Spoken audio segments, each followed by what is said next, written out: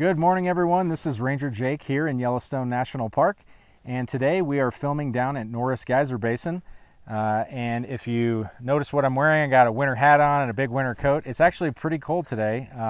It's nearly the middle of May, and it's still snowing on us. It's the winter that wasn't here and then now seems to not ever end. So, but today, as I mentioned, we're down at Norris Geyser Basin. We're filming. I'm joined by the Yellowstone Volcano Observatory scientist in charge, Mike Poland. So thank you for joining us today, Mike. Yeah, my pleasure. I'll let him do a little bit more of an intro, but just to kind of describe the scene, it's a beautiful sunny day. We got mountains and trees. We have Pork Chop Geyser behind us over our shoulder. It is a lovely day down here today, so we're very excited to be filming down here. But today, as part of our 150th video series, the next installment is kind of the past, present, and future of geologic monitoring in Yellowstone National Park.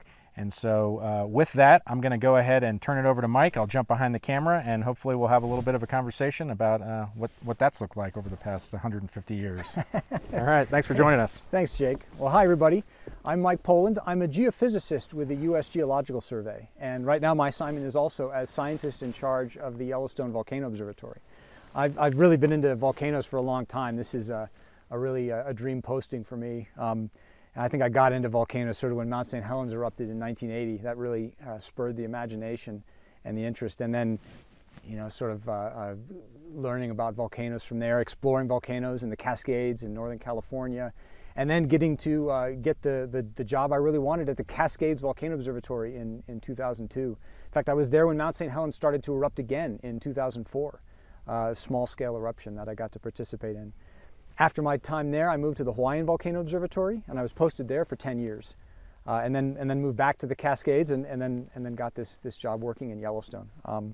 My specialty is actually in ground deformation, and that's how the ground moves up and down at volcanoes. And it can move up and down as magma or water, say, intrudes, as it accumulates beneath the ground will puff up, sort of like a balloon that's inflating. And then as magma or water drains away, the ground will deflate, like a balloon that's losing air. So we use various techniques to study this, like GPS, the same sort of thing that's in your phone or in your car.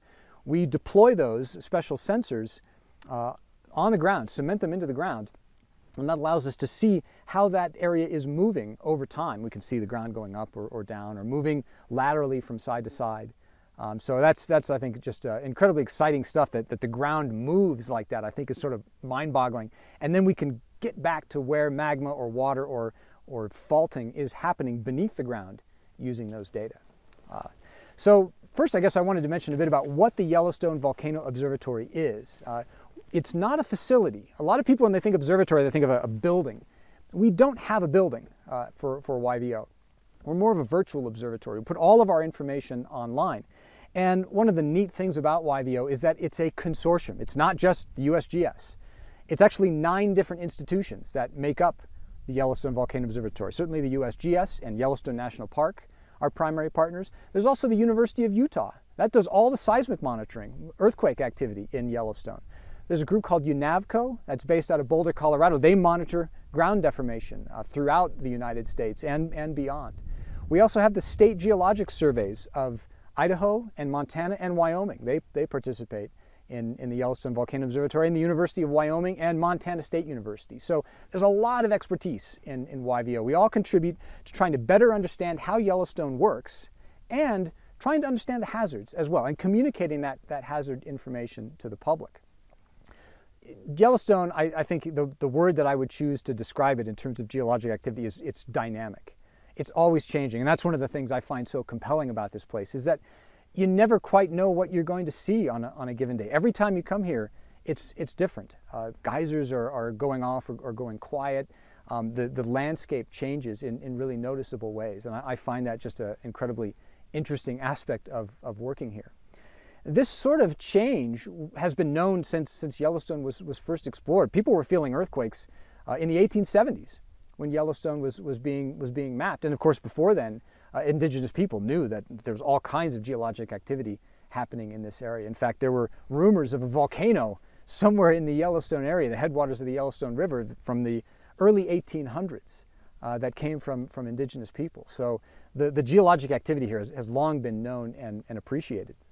So these earthquakes really were the first sign that there's really amazing activity happening here. And in 1959, the largest earthquake ever recorded in the Intermountain West occurred just west of Yellowstone National Park. That was a magnitude 7.3 event near Hebgen Lake. Caused a landslide that dammed the Madison River and unfortunately resulted in more than a couple dozen deaths as this landslide swept into a campground. You can still see the evidence of that earthquake today. The fault scarp is exposed, and Quake Lake is the lake that backed up when the Madison River was dammed by this landslide. So the geologic activity, the evidence of it is all around us. I'm particularly interested in the deformation history of Yellowstone, the ground going up and down, and here that's really on display. In the 1920s, when the road system was being laid out, there were some surveys done along the road that mapped the elevation of the road. And then after an earthquake right here in Norris, there was a magnitude 6.1 in 1975, that survey network was remeasured. The idea being maybe there was some change. And what they found was that Yellowstone caldera, which occupies sort of the central part of the park, this is the caldera that formed due to a really massive eruption 631,000 years ago. The caldera had risen by 70 centimeters. That's, several tens of inches over that period between the 20s and the 70s. And so they started measuring this pretty steadily, almost annually. And then they found that the caldera was going down. And then it rose again, and then it went down again. We started installing new types of sensors, and it almost looked like the caldera was breathing. It was rising and falling, typically at a rate of a few centimeters a year, about an inch a year or so. So really dynamic changes happening here, not solely because magma is moving around in the subsurface. That's sort of a common misconception. The magma chamber beneath Yellowstone is mostly stagnant. It's mostly solid. There's some movement that happens down there, but there's a lot of hot water moving around too. You see that everywhere in Yellowstone, right? These amazing geysers and hot springs. And that water can cause the ground to move up and down as well. And studying that deformation has been something that's occupied scientists for the last few decades, working in the Yellowstone region. So just incredible activity that helps us better chart the dynamic nature of Yellowstone. We can look at the geology of the rocks and see the past eruptive activity and the frequency at which things like that happen in terms of eruptive activity. And one of the misconceptions that we often get about Yellowstone volcanism is that the only thing that's going to happen in Yellowstone is a big explosion. Well, the most common form of volcanic activity at Yellowstone is actually a lava flow. And those lava flows happen in little bursts. And the last burst lasted from about 170,000 years ago to 70,000 years ago. And that's the last time that magma has ever reached the surface in Yellowstone. So you get these very rare, big explosive events that form these large calderas. Then you get lava flows a bit more frequently, but they're still not that common. Earthquakes, like the magnitude 7.3 event in '59 or the 6.1 event that happened right here in 1975, are much more common. They happen sort of on human timescales. So that's a kind of hazard that we might experience in our lifetimes.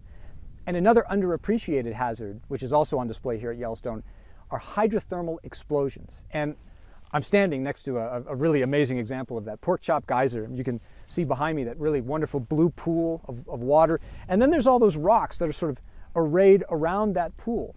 Those rocks were thrown out by an explosion from Pork Chop in September of 1989. It was a relatively small explosion. There were a few people in the basin at the time that witnessed it. But these sorts of things happen every so often in Yellowstone as the hot water sort of flashes to steam. There are various reasons that this can happen. And then you get these small explosions. Very, very difficult to monitor and forecast things like that. Whereas we can see, magma, water moving around beneath the ground. When these events where water flashes to steam and causes an explosion, when those happen, it's very difficult to forecast those. So this is sort of an underappreciated hazard in Yellowstone. Some of these hydrothermal explosion areas are very large. And in fact, Mary Bay, on the north side of Yellowstone Lake, that's the largest hydrothermal explosion crater known in the world. And it's over a mile across. So those can be some really significant events. That happened 13,000 years ago. But every few thousand years, there's a large hydrothermal explosion, usually triggered by some event, perhaps a change in the water level in Yellowstone Lake suddenly, perhaps due to an earthquake. There are lots of faults under Yellowstone Lake that might move water around. So an awful lot of hazards that maybe aren't appreciated. People tend to think that the volcanic eruption is the thing that Yellowstone will do that will impact the area. But really, I think strong earthquakes and even these small hydrothermal explosions can be hazardous to anyone that's nearby. So, question for you: Sure. Is what's some of the techniques or equipment or things that you're using to kind of monitor what's going on out here? I know with 9 organizations of consortium, it's probably a pretty big network. We have all kinds of neat sensors and techniques. I like to think of volcano monitoring sort of like building a house. You wouldn't show up with just a hammer, because what if you need to cut a piece of wood? You can't do that with a hammer. We need to put a screw into a board. I suppose you could try to do that with a hammer, but wouldn't it be better to have a screwdriver? So volcano monitoring is very simple. We have a toolbox with a lot of diverse tools in it.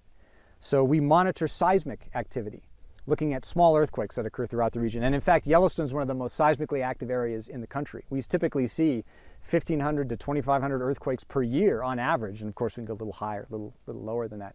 That's normal for Yellowstone. No, Yellowstone should be doing that because there are faults all through the region. And there's all this hot water moving around too. And when you mix up water and faults, the water can sort of increase the pore pressure in the subsurface and cause these faults to break. So that's sort of a recipe for small earthquakes. We also have ground deformation equipment, the GPS sensors that I mentioned earlier. We can even look at ground deformation from space using radar satellites. And sort of getting the distance between the satellite and the ground, and then looking at how that changes over time. We can get basically a map of ground deformation from these satellites. We monitor gas emissions, looking at the temperature of the gases, the composition of the gases, and how much is coming out. So typically that's done by sampling the gases, going around to some of these features that we see in the geyser basins and sampling the gases. But we're starting to experiment now with new continuous sensors. Running continuous equipment out here is hard. The winters are pretty harsh, and so getting something that can run continuously all through the year, not just in the summer, but also in the winter, is a challenge. We even monitor river chemistry. That's one of the neat things about this. I'm not a chemist, I work in geophysics, but I think the work that some of the chemists do here is amazing. They use the rivers as a delivery system for hydrothermal input. So all of these features in Yellowstone, they all drain into a river. And so the river sort of carries all of that stuff to a monitoring site. So by monitoring the chemistry of the river systems over time, from basically where the water leaves the park, you can get an idea of whether or not the input of hydrothermal activity into the river system is changing over time. We haven't seen any significant changes in that over the years this has been happening, but it's a wonderful tool out there. We even monitor thermal changes, so using satellites, using temperature probes that we have in some of these features. The satellite monitoring is amazing, that you can see small changes in surface temperature from space. And in fact, we've used that technology to discover new thermal areas that have formed just in the last few years. There's a great example of that over on the east side of the park, in the east side of the caldera, near a place called Tern Lake. A few years ago, one of the geophysicists that was looking at this thermal remote sensing data, thermal satellite data, noticed a hotspot that hadn't been there before, and it wasn't in any record of the park's hydrothermal areas. And so he went back and looked at air photos and found that 20 years ago, it was barren, it was a nice forest. But over the ensuing years, trees started to die, the ground started to turn into that chalky white material that's sort of characteristic of thermal areas like we're in now. So we actually caught in action a thermal area being born, which is fantastic for helping us understand kind of what might have happened here, say in Norris, when this formed perhaps thousands of years ago. That kind of thing is actually pretty common. Occasionally we get questions like, well, does that mean Yellowstone's heating up? Well, for every thermal area that turns on, there's some that turn off. Remember, I said Yellowstone's a dynamic place. There are some thermal areas that are dead. In fact, driving through the park, you'll see those areas of chalky white ground, but they're cold. So just as many areas turn on as turn off. It's sort of an equilibrium there. We haven't seen any real activity at Yellowstone to suggest it's heating up. You know, geysers start and stop. It's dynamic. That's the nature of the place. So with all this, I mean, first of all, that's amazing to hear, like all that. Like a real quick question is that information available in a place that people can look at it if like they wanted to dig in and dive in like real time? Like where would they go to find that? Yeah, we put all of our monitoring data online, and there's a lot of different places to get at it. So all of the seismic data you can get from the University of Utah website, and the ground deformation data you can get from the UNAVCO website. But for the Volcano Observatory, the Yellowstone Volcano Observatory, we have a website and we try to compile everything on that site. So the very first thing when you go to the Yellowstone section of the YVO website is a monitoring map, and you can see earthquake activity. You can see all the stations that are in Yellowstone and click on them and see some of the data. So for example, we have a temperature sensor that is monitoring the temperature of Pork Chop Geyser. So you can zoom in on that, click on the sensor, and see data from Pork Chop, which is, I think, pretty amazing, right? That we're able to send data to the internet from Pork Chop by getting it up to the Norris Museum. So all of that monitoring data is available on the YVO website, and we love talking about Yellowstone. So we try to put out articles and reports. So for example, we have a weekly article called Yellowstone Caldera Chronicles. It comes out every Monday. It's always written by a different person who's part of the YVO consortium or does research in Yellowstone. So we'll talk about the geologic history of Yellowstone or current activity, new research that's being done, some of the history of the geology in the area and the research. We always try to highlight some new aspect of Yellowstone activity. We do annual reports that talk about a calendar year's activity, how many earthquakes, what kind of geyser activity, ground deformation, some of the research that was done. And we even do monthly updates to talk about what's happened in the past month. I think one of the things that we face with Yellowstone is there's a lot of misconceptions about Yellowstone in terms of geology, and a lot of misinformation too. People like to make a big deal out of things that aren't true to get attention for various platforms. So we try to combat that with facts and monitoring data, and we love talking Yellowstone, so we're always happy to answer questions too. Yellowstone does make headlines, that is for sure.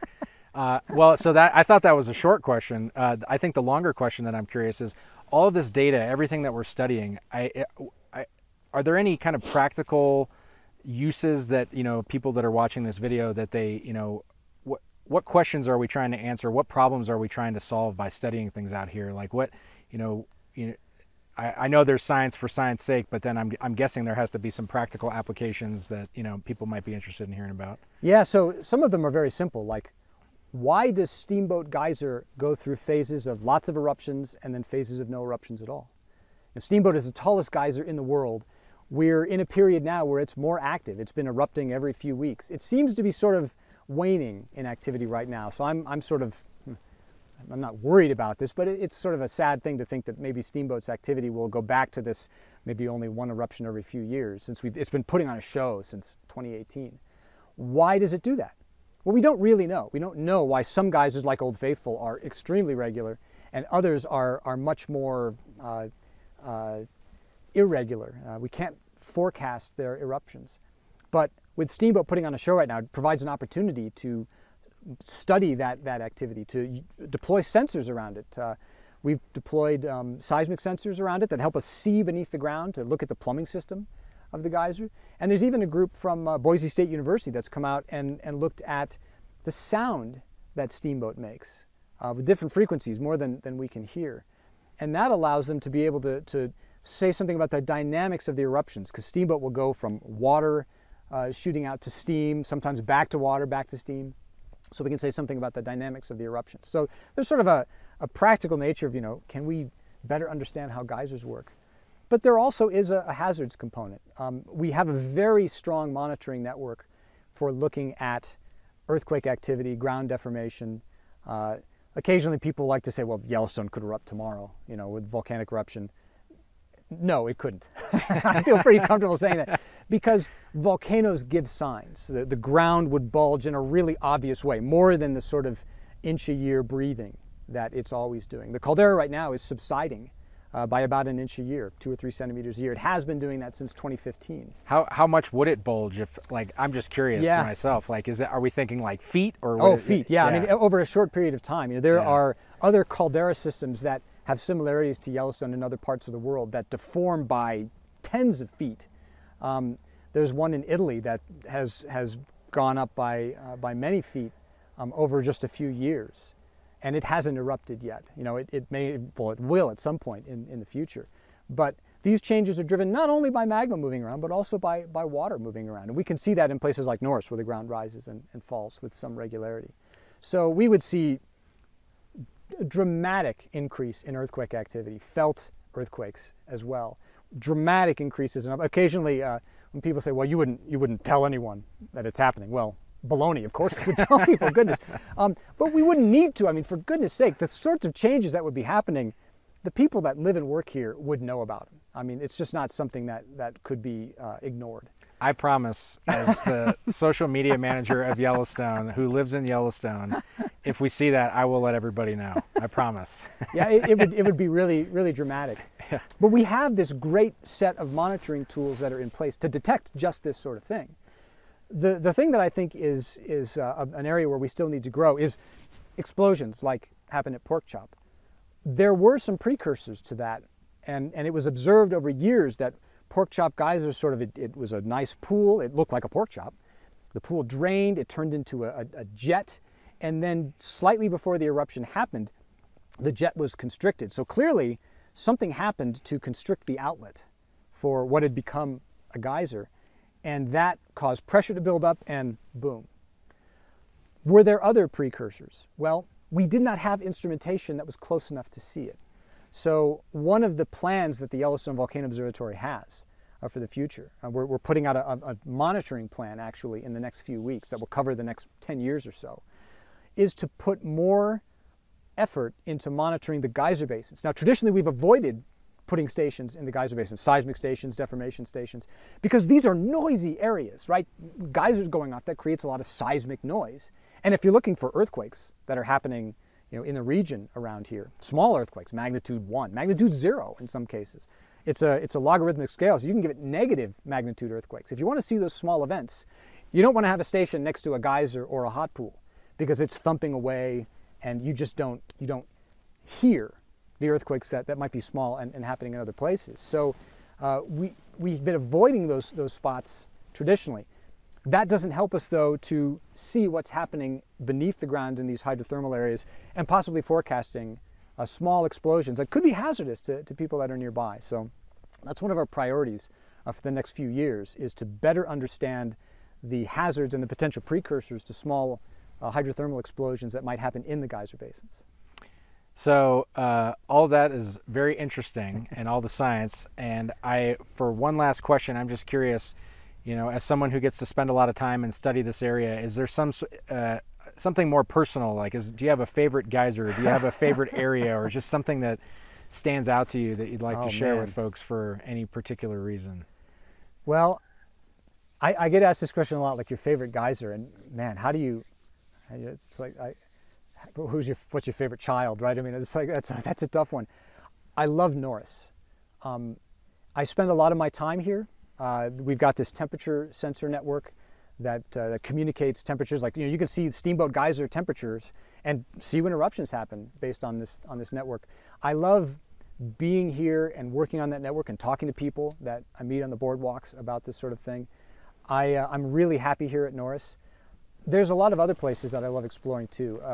Lone Star Geyser is a favorite of mine because you got this wonderful walk to get down to it, and then you can hang out there for a few hours and see an eruption. It's beautiful right along the fire hole. There are so many hidden gems that if you just get a little bit off the road, Monument Geyser Basin is not that far of a hike and is really a unique setting that you can explore. So it's difficult to come up with a favorite, but every time I'm here, which is pretty often, I spend a lot of time at Norris, and I just love being here because there's so many different features. Norris is a unique spot because most geyser basins are characterized by a certain type of activity. The lower geyser basin, the upper geyser, where Old Faithful is, or you typically see the geyser cones or the hot pools. Norris has a bit of everything. It has those towering geysers like Steamboat. Vixen is an incredibly cool little geyser that puts on a little show. Things like Pork Chop, which are pretty special. It also has mud pots, and it has the largest acidic geyser in the world, Echinus.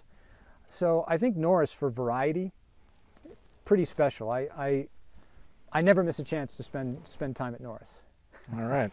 Well, with that, I'm going to jump back on the camera.